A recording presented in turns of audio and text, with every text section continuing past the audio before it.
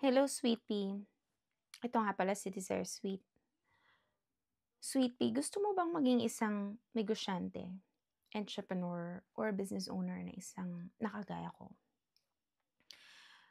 Well, Sweet Pea, sa totoo lang, kung yan ang gusto mo, walang imposible.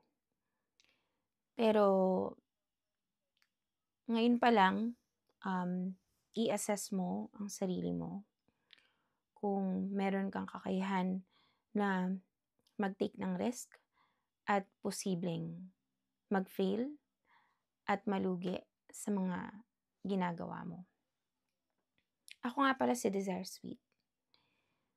Meron na akong more than 10 years na pagkalugi sa negosyo.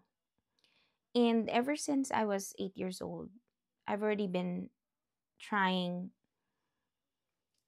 different kinds of things like selling candies around my neighborhood.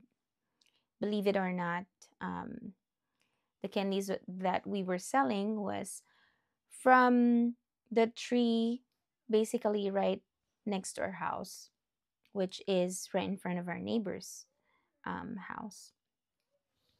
And they have fruits in that tree that is like, kumbaga sa Tagalog, hitik sa bunga. And it's this famous fruit that you can make it as a candy, or you can create candy out of it.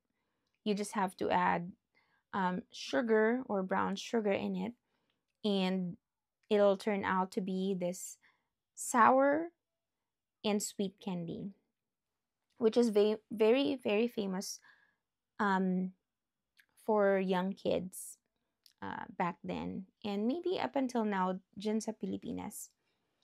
So, yan yung isa sa pinakauna kong product when I was 8 years old.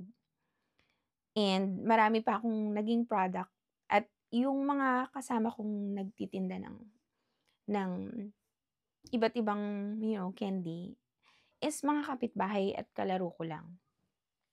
So, nagta-tag team kami, and meron kaming schedule within a week kung kailan namin siya pipitasin. And every summer, hitik siya sa bunga.